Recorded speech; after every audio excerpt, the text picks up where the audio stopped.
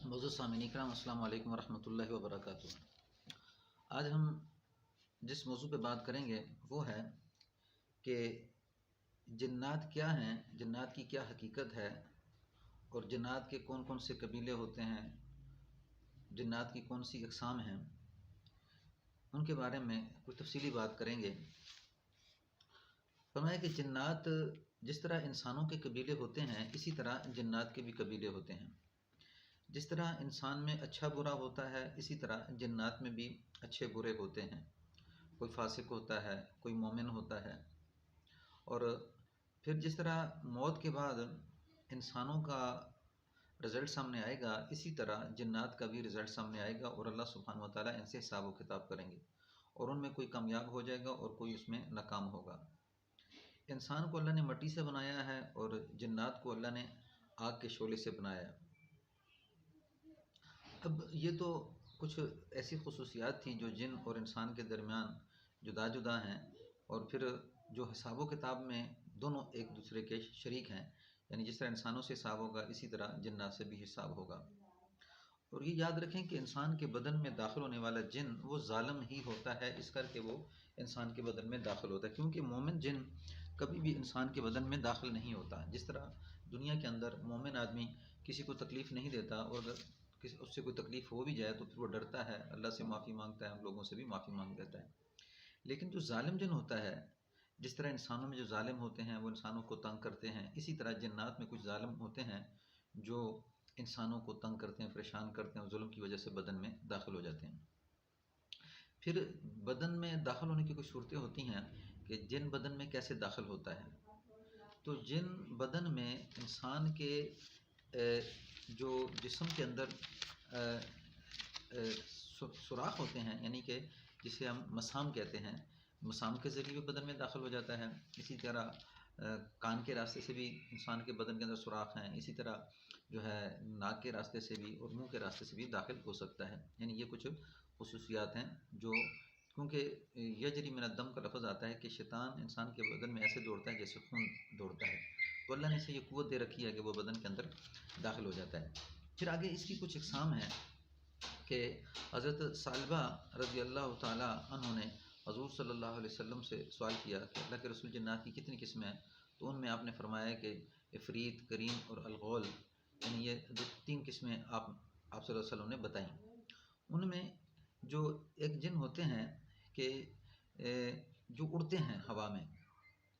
جن کو ہم پری وغیرہ کہتے ہیں، اور وہ ہوا میں اڑ کے بڑی تیزی کے ساتھ وہ سفر طے کرتے ہیں، اور وہ ان کی جو زندگی گزارنے کی جو صلاحیت ہے وہ اڑنا ہے۔ اسی طرح کچھ جن ایسے ہوتے ہیں جو کتوں کی شکل میں ہوتے ہیں اور سانپوں کی شکل میں ہوتے ہیں، اور اسی لیے آپ صلی اللہ علیہ وسلم نے فرمایا کہ جب گھر کے اندر کوئی سانپ آ جائے تو پہلے 3 دفعہ اس سے کہہ لو کہ اگر تو جن ہے تو گھر سے نکل جا، تو اگر وہ جن ہوگا تو نکل جائے گا، پھر اس کو مارنے کا حکم ہے۔ یعنی وہ انسان راستے میں چل رہا ہوتا ہے تو بعض اوقات وہ کیا ہے، سانپ اس کے پاس پھر رہا ہوتا ہے، یا کوئی کتا اس کے پاس پھر رہا ہوتا ہے، یہ معلوم نہیں ہوتا کہ یہ کتا کوئی جن ہے یا یہ سانپ کوئی جن ہے، لیکن وہ کتوں اور سانپ کی شکل میں وہ اپنی شکل کو ظاہر کر دیتے ہیں اور انسان کو معلوم نہیں ہوتا۔ پھر اسی طرح تیسری قسم ہوتی ہے کہ بعض جو جن ہوتے ہیں وہ آباد ہونے والے ہوتے ہیں، یعنی ایک جگہ پہ آباد رہتے ہیں، وہ جگہ کو بدلتے نہیں، اور بعض جن ایسے ہوتے ہیں جو کوچ کرتے رہتے ہیں، کبھی ایک جگہ پہ کبھی دوسری جگہ پہ، یعنی اس طرح کی ان کی کیفیت ہوتی ہے۔ پھر ان میں جنوں کی جو عمریں ہوتی ہیں وہ لمبی ہوتی ہیں، انسان کی عمر اس کے مقابلے میں بڑی مختصر ہوتی ہے، لیکن جنوں کی عمریں بڑی لمبی ہوتی ہیں، اور پھر ان کی شادیاں بھی بہت زیادہ ہوتی ہیں۔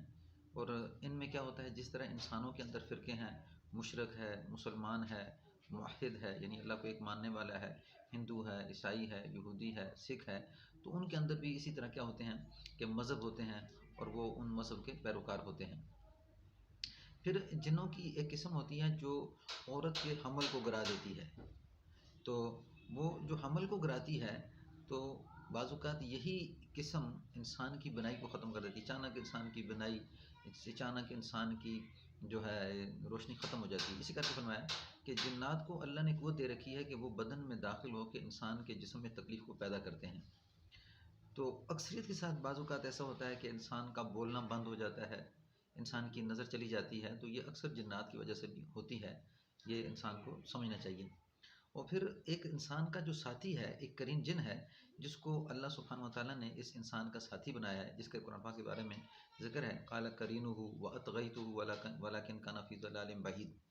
کہ جس وقت اللہ سبحانہ و تعالیٰ جن اور انسان کو مخاطب کریں گے، کہ جس انسان ہے اس کو مخاطب کریں گے کہ تو نے دنیا میں یہ گناہ کیے، تو یہ ساری بات اس کریم جن پہ ڈال دے گا کہ اس نے مجھے گناہ پہ ڈالا ہے، تو یہ اس کو لعن طعن کرے گا۔ لیکن اللہ فرمائیں گے کہ وہ جو کہے گا کہ میں نے اس سے کیا کہا ہے، اس نے خود ہی گناہ کیے،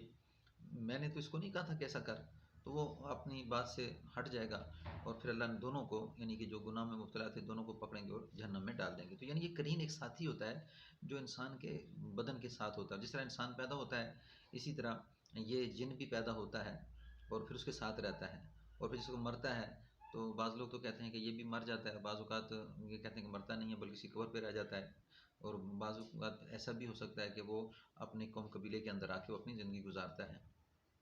یعنی یہ قرین جو ہوتا ہے، قال قرینہ واطغیتہ، یعنی یہ قرین اس کا ساتھی ہوتا ہے جو انسان کے بدن کے ساتھ، انسان کے جسم کے ساتھ، اس کے ساتھ رہتا ہے۔ اسی طرح جیسے کرامن کاتبین یعلمون ما تفعلون، یعنی دو فرشتے کرامن کاتبین ہیں، ایک نیکیاں لکھتا ہے ایک برائیاں لکھتا ہے، تو دو فرشتے بھی انسان کے ساتھ ہوتے ہیں، ایک نیکیاں لکھنے والا ایک بدی لکھنے والا۔ اور اس طرح تقریباً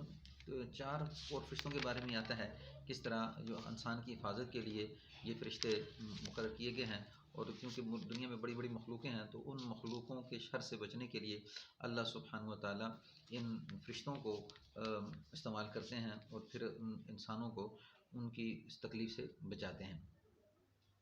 یہ جو جن قرین ہوتا ہے یہ انسان کے دل میں وسوسے پیدا کرتا ہے، اور پھر انسان کو کیا ہوتا ہے کہ گمراہی کی طرف لے جاتا ہے۔ بعض اوقات اس کو عجیب عجیب سے خواب بھی آتے ہیں، تو اسی کر کے یہ حکم ہوا کہ اگر تم اس طرح کے خواب دیکھو کہ جو تمہیں ڈراؤنے ہیں تو وہ کسی کو بتاؤ نہ، کیونکہ خواب کے بارے میں یہ سامنے آ رہا ہے کہ جیسے حضرت یوسف علیہ السلام کے اوپر پورا علم اللہ نے منکشف کیا تھا کہ اگر اچھی خواب دیکھو تو کسی نیک آدمی کو بتاؤ، اگر بری خواب دیکھو تو اللہ کی پناہ مانگ لو اور بائیں کاندھے پہ تھتکار دو، تو اس طرح اللہ سبحانہ و تعالیٰ اس برے خواب کے اثر کو ظاہر کر دیتے ہیں۔ یعنی یہ بات یاد رکھنی چاہیے کہ بری خواب آپ کسی کو نہ بتائیں۔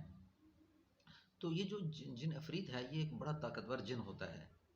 یعنی اللہ نے اس کو بڑی طاقت دے رکھی ہے۔ اس کا ذکر اس قرآن پاک کے اندر بھی فرمایا کہ قال عفریت من الجن، سورۃ النمل کے اندر قال عفریت من الجن انا آتیک بھی قبل ان تقوم من مقامک، کیونکہ جن بولا کہ میں اس تخت کو اتنی دیر میں لے آؤں گا کہ اب اپنی جگہ سے، یعنی مجلس ختم نہیں ہوگی تو اس سے پہلے میں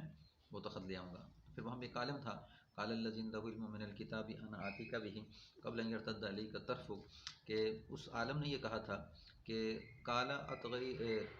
الذی عنده علم من الکتاب انا آتیک به قبل ان یرتد علیک طرفک، تو اس نے کہا تھا کہ میں اتنی دیر میں تخت لے آؤں گا کہ آپ اپنی جگہ سے اٹھیں گے نہیں تو وہ تخت آپ کے سامنے ہوگا۔ تو سلمان سے کہا تو ہی کر سکتا ہے۔ تو یہاں پہ یہ سمجھ میں آتا ہے کہ اللہ نے جو انسان کو طاقت دی ہے وہ جنات سے زیادہ ہے، اور اس کو جو طاقت دی گئی ہے وہ اس کے علم کی وجہ سے، اس کے ایمان کی وجہ سے، اور پھر اللہ نے جو نبی بھیجے ہیں تو وہ سارے کے سارے جو ہیں انسانوں میں بھیجے ہیں، تو جنات میں کوئی نبی نہیں آیا، تو اللہ نے اس کو یہ فضیلت دی ہے، لقد خلقنا الانسان فی احسن تقویم، تحقیق ہم نے انسان کو بڑے خوبصورت سانچے میں ڈالا ہے۔ یہ تھی کچھ جنات کے بارے میں، ان کی اقسام اور کچھ ان کی تشریح۔ تو اس کر کے ہمیں اس علاج کو سمجھنا ہے کہ جنات جو ہیں کس طرح بدن کے اندر ہمارے بیماریاں پیدا کرتے ہیں اور ان کی کیا کیفیت ہوتی ہے، اور اسی طرح اس کا مس بھی ہوتا ہے جس کا ذکر قرآن پاک کے اندر آتا ہے وَأَيُّوبَ إِذْ نَادَىٰ رَبَّهُ أَنِّي مَسَّنِي الشَّيْطَانُ بِنُصْبٍ وَعَذَابٍ، ایوب نے اپنے رب کو پکارا مجھے شیطان نے چھوا سخت تکلیف دی۔ تو شیطان کے مس سے بھی انسان کے بدن میں بیماری پیدا ہو جاتی ہے۔ ویڈیو اچھی لگے لائک کریں، شیئر کریں، اور بیل آئکن کے بٹن کو بھی دبا دیں، اور یہ ہے کہ آئندہ آنے والی ویڈیو تاکہ میری آپ تک پہنچتی رہیں۔ السلام علیکم ورحمۃ اللہ وبرکاتہ۔